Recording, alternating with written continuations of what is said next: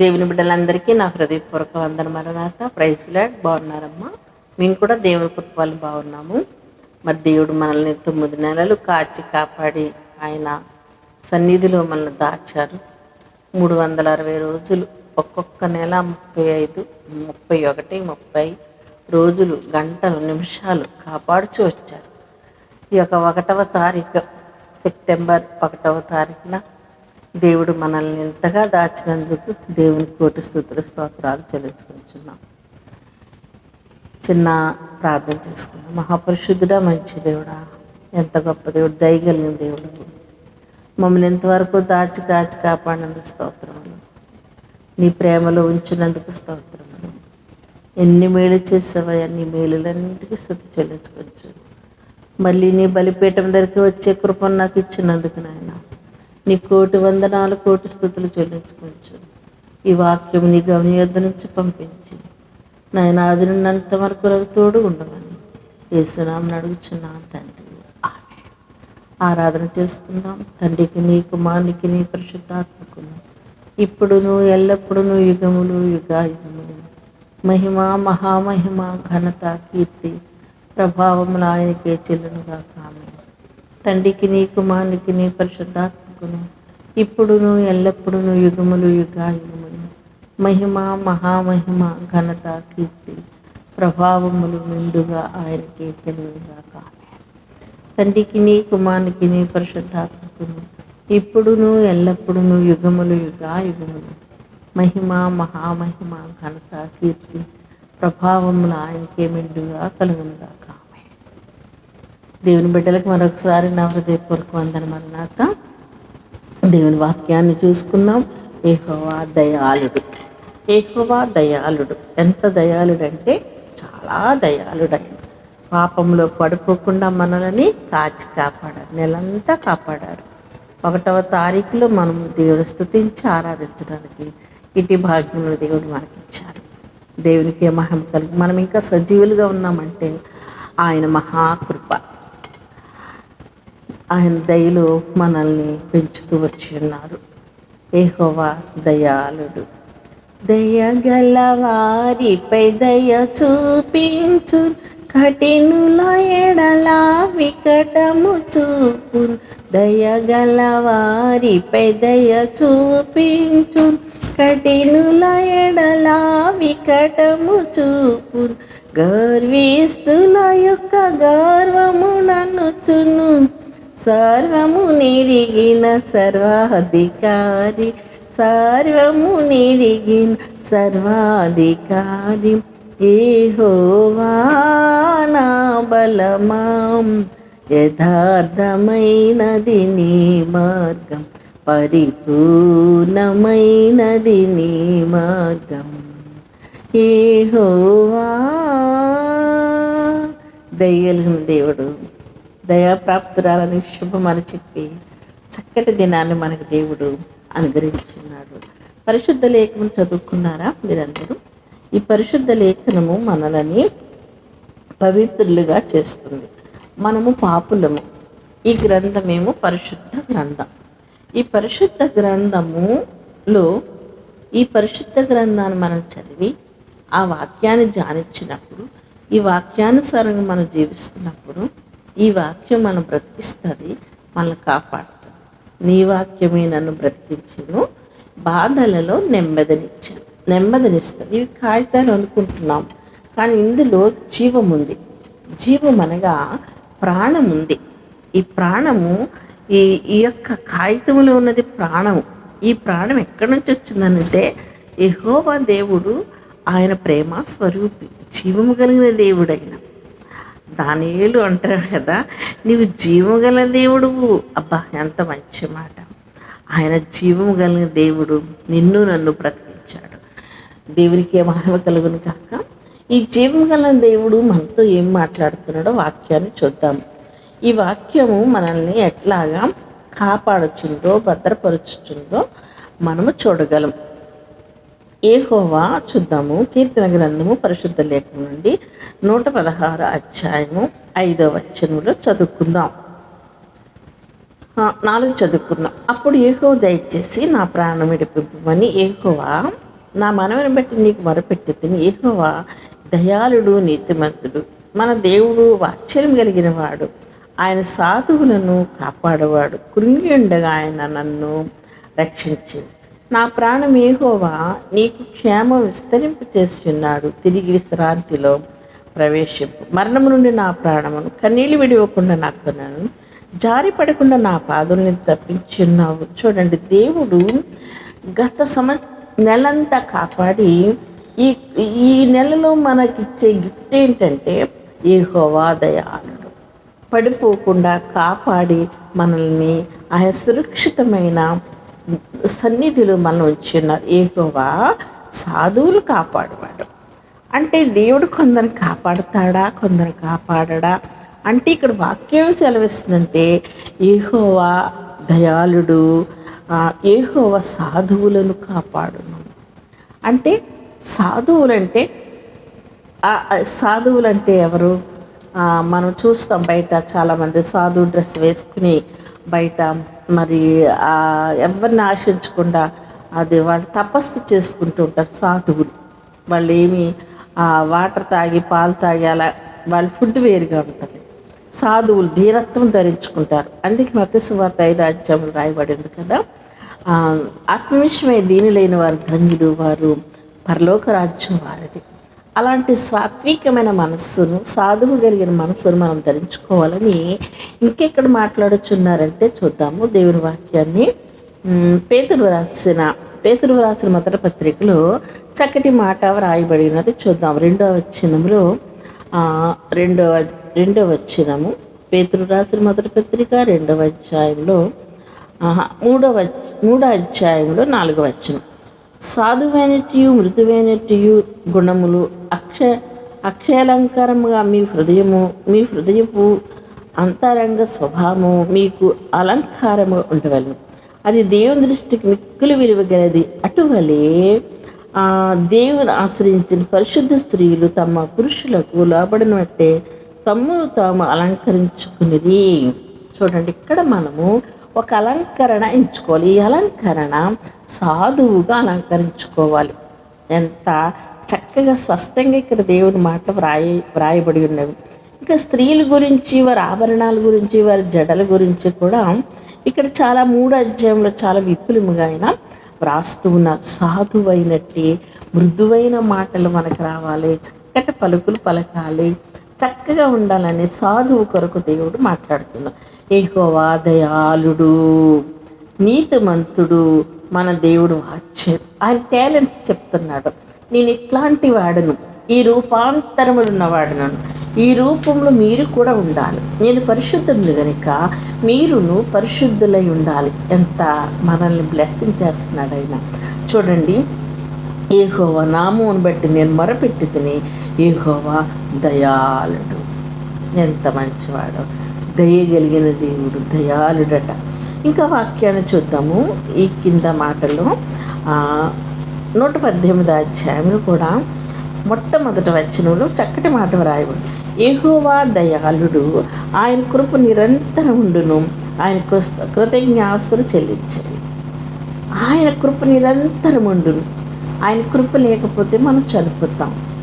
నీ కృప లేనిచో ఒక క్షణమైనను నీ నిలువజాలను ప్రభు.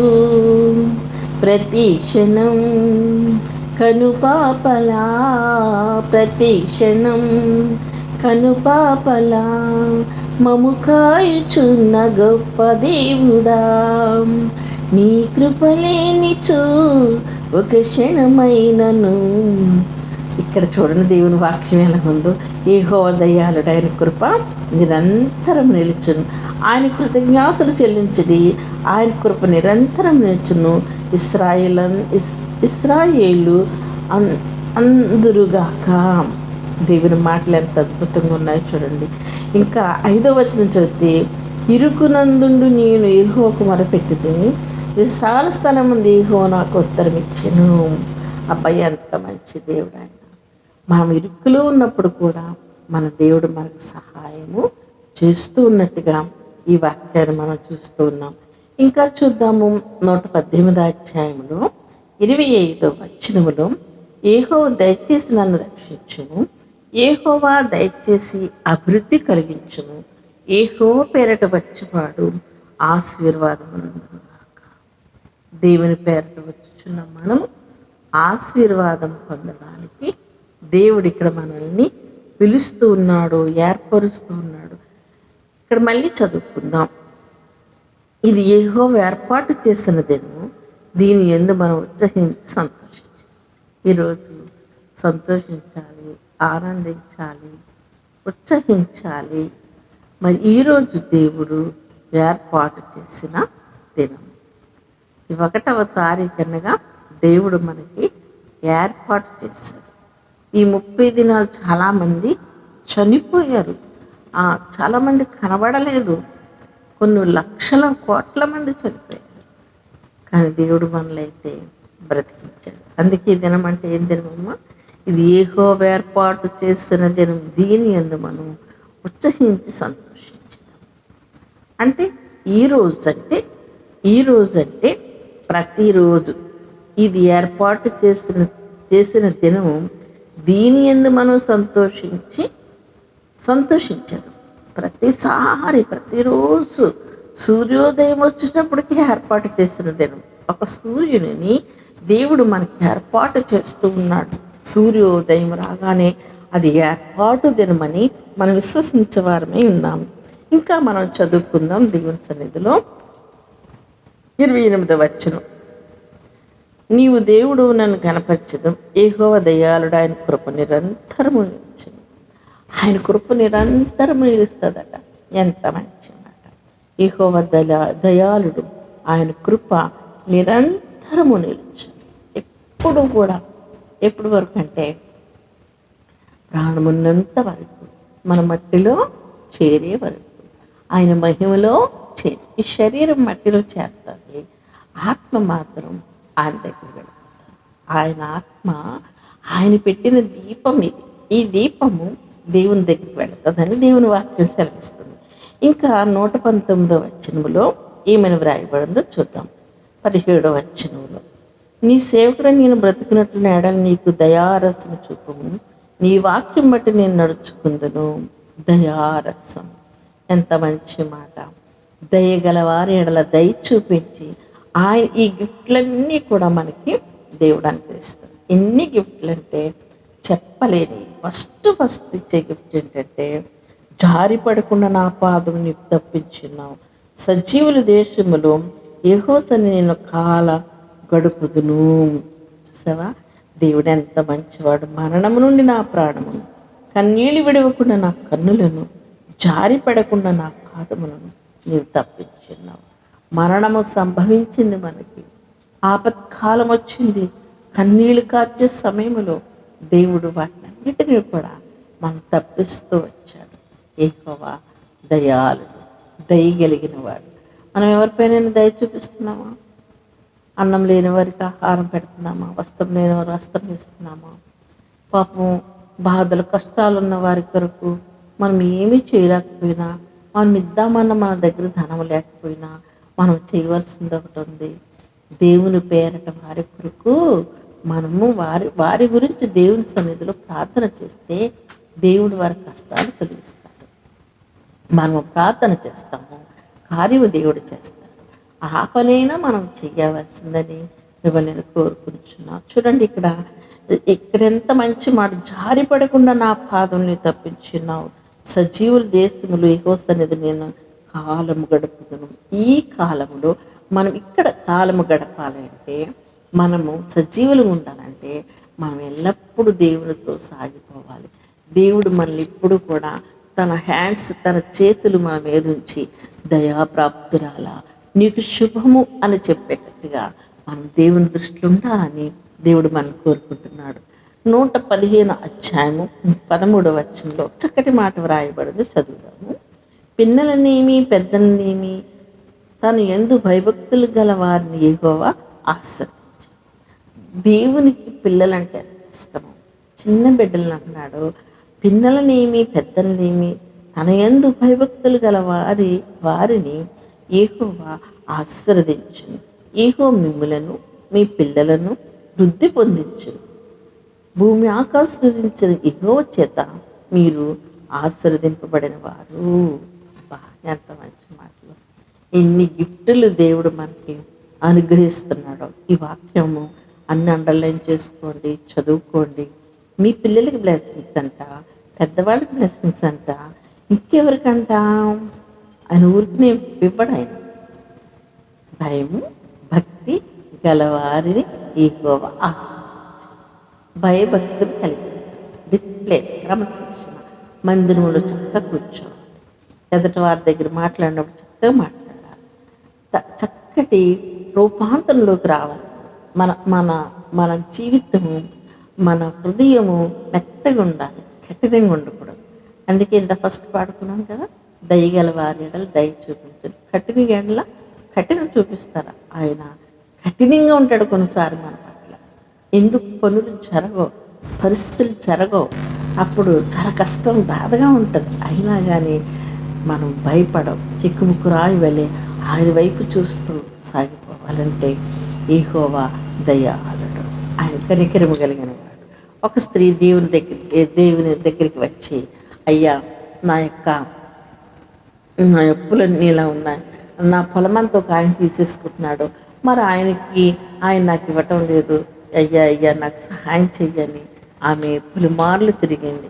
అప్పుడు ఒకరోజు ఆయన విసుగు చెంది ఆమెను పిలిచి ఆమె ఏమంటాడంటే, ఈమె జీవితం ఎంతో మొత్తం వడ్డీతో సహాయం చేయండి, ఎన్ని సంవత్సరాల నుంచి మీకు ఇవ్వవలసిందంతా కూడా, దాన్ని ఏమంటారు, సిత్తు అంటారు, ఇవ్వవలసిందంతా కూడా కలిపి ఈమెకి ఇచ్చేయండి అన్నాడు.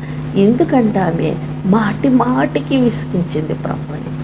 అప్పుడు ఆయన దయాప్రాప్తురాల, భయపడకున్నట్టుగా మాట్లాడి అనుకున్నదంతా కూడా ఇచ్చేసాడు. మనము దేవుని దయ పొందుకోవాలంటే దేవుని దగ్గరికి మనం వెళ్ళవలసిన, ఉత్తినే నీకు దయగలుగుగా కాండ దేవుడు ఊరికే నిన్ను బ్లెస్సింగ్ చేయడైనా, మనం పని చేసి చూపించాలి.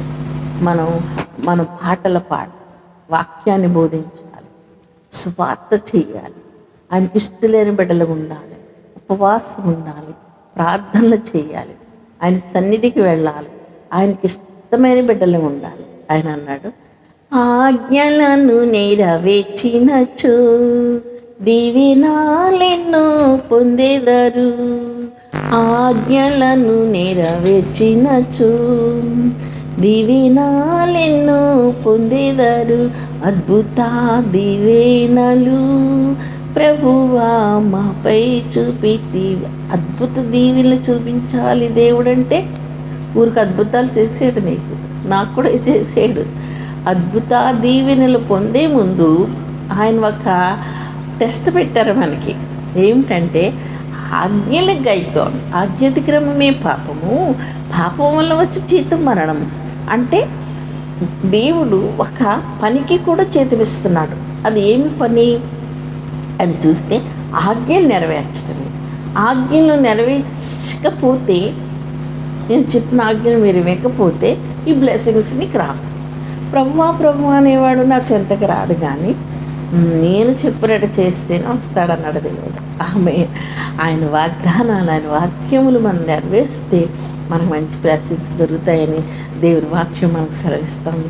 ఇంకా మనం ముందుకు పోతే మరి ఆ పిల్లల్నేమి పెద్దల్నేమి యెహోవా యందు భయభక్తులు గల వారిని భయము భక్తి కలిగి మనం దేవుని సేవించాలి. మనం మన నెలంతా కష్టపడి పని చేస్తాము, మన దశమ భాగాన్ని ప్రభుకిస్తున్నామా?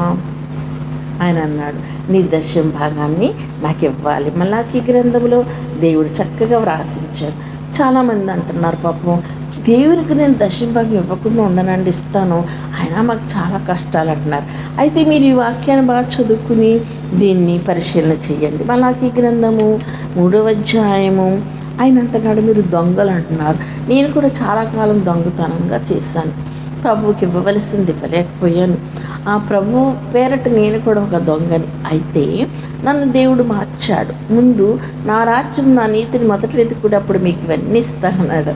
ఆ రాజ్య విశేషాలు తెలుసుకుని ఆ దశమ భాగ లేవీకాండములో కూడా వ్రాయబడి ఉంది.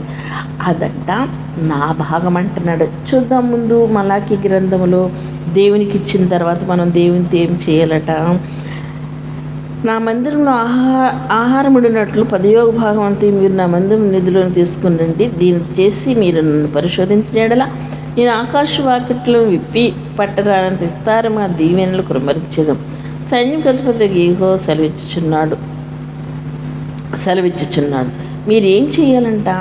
దేవునిని శోధించాలి. దేవునిని మరి ప్రభువా, మరి నీ సన్నిధికి నేను ఎట్లా వచ్చాను కదా, మరి నాకు సహాయం చేయవా అని మనం దేవుడిని అడిగినప్పుడు దేవుడు తప్పనిసరిగా మనకు దానికి రిజల్ట్ ఇచ్చే దేవుడు అనమాట.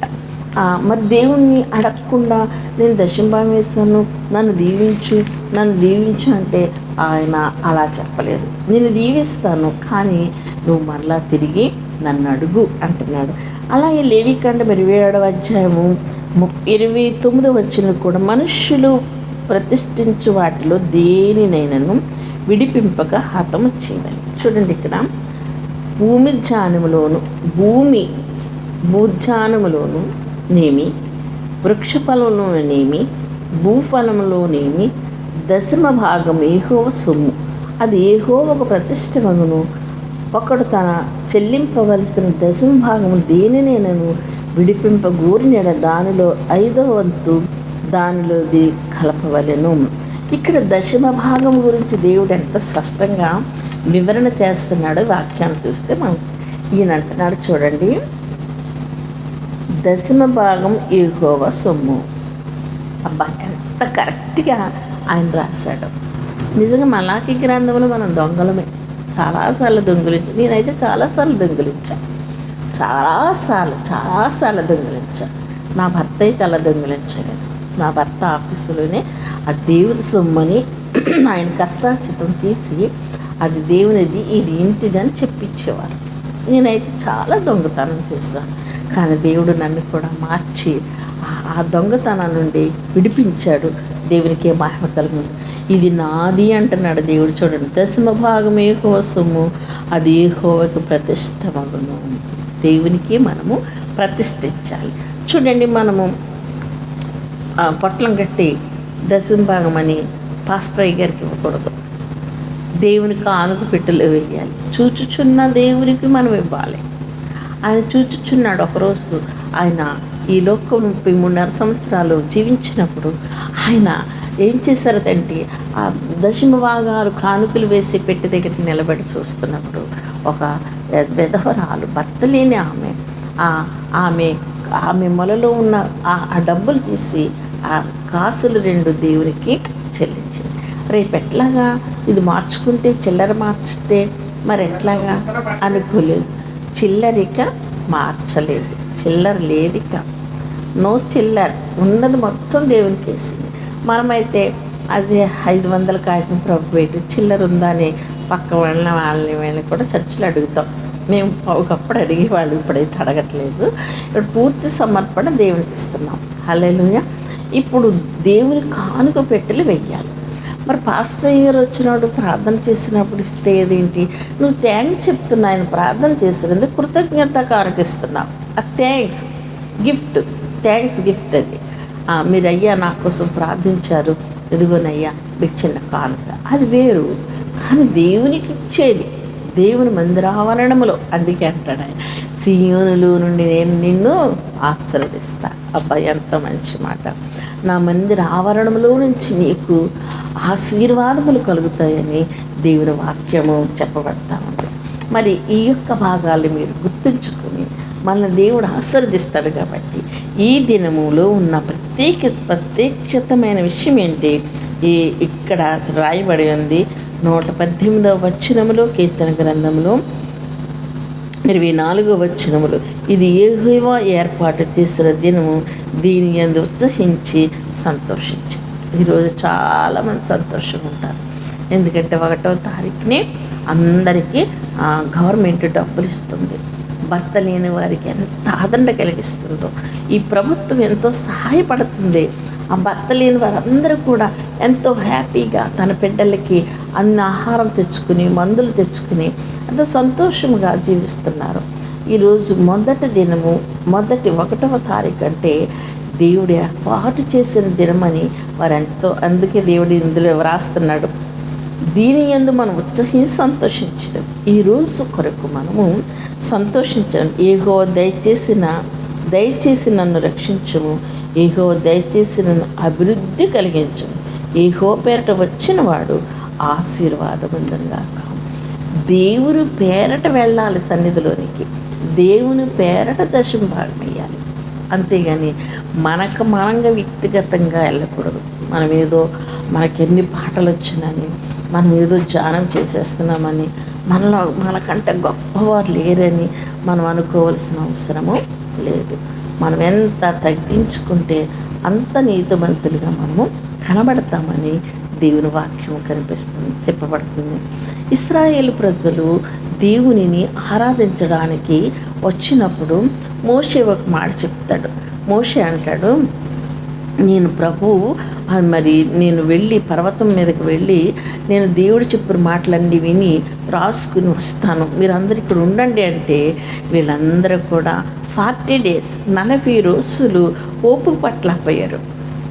ఈరోజు మరి ప్రభువారు వస్తున్నారు అని మనం ఎంత, మన ఏజ్ ఎంత, మన వయసు ఎంత, 80 సంవత్సరాలు 100 సంవత్సరాలు, ఇంతలో మనం మన జీవితాన్ని ముగించి మనం వెళ్ళిపోవాలి. మనం ఈ లోకంలో ఉన్నాం, పరదేశులము. ప్రభు వచ్చినప్పుడు మనం పరలోకం వెళ్ళిపోవాలి.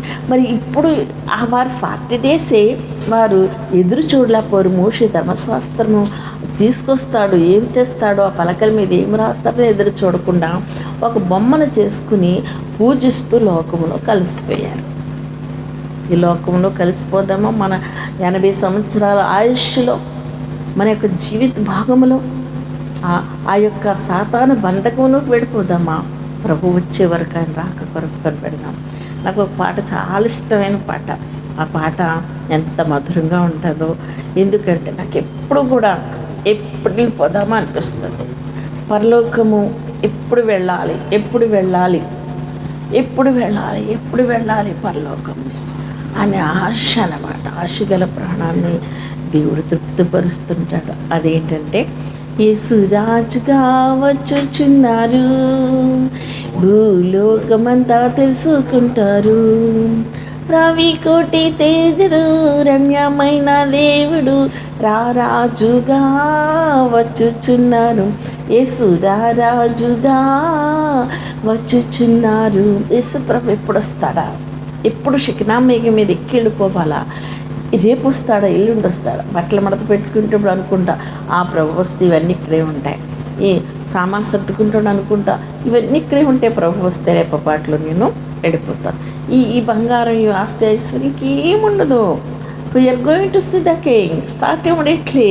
ఆయన దగ్గరికి వెళ్ళిపోయిన సింహాసనం మీద వాలిపోతాం. ఎంత భాగ్యము, ఎంత ఐశ్వర్యం మనకి. ఆ నిరీక్షణ కలిగి మనం ఉంటే మనం దేవుడు తప్పగా ఆయన చెంత చేర్చుకో. పాపులమే మనము, దౌర్భాగ్యులము, నీచులము. కానీ మన గోలు, మన ఆలోచన, మనం పరదేశులమని జ్ఞాపకం చేసుకోవాలి. ఎప్పుడు మా ఇంటికి మా చెల్లి వాళ్ళ మనవరాలు వచ్చింది.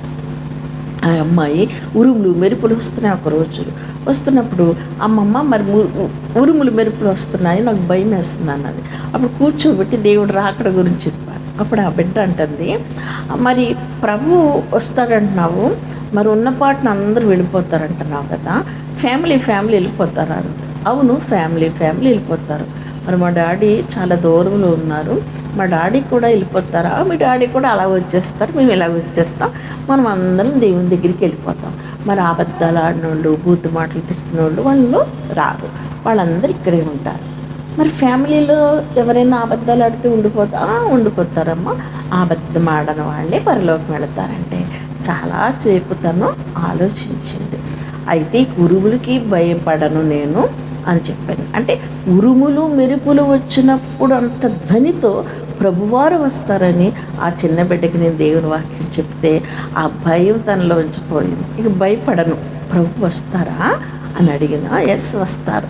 ఈ డ్రెస్సు, ఈ బట్టలు ఉండవమ్మా, నువ్వు మంచి దేవదూత వలె పరలోకం వెళతావు, నేను కూడా నీకు కూడా వస్తా, మనందరం వెళతాం అని దేవుని వాక్యం చెప్పడం అడిగింది. ఆ చిన్న బిడ్డ అడిగిన ప్రశ్న చాలా అద్భుతంగా ఉంది, చాలా ఆశ్చర్యంగా ఉంది. మనం కూడా ప్రభు రాక కొరకు ఎదురు చూద్దాం. మరి యెహోవా దయాళుడు, యెహోవా గొప్పవాడు, యెహోవా దయాళుడు.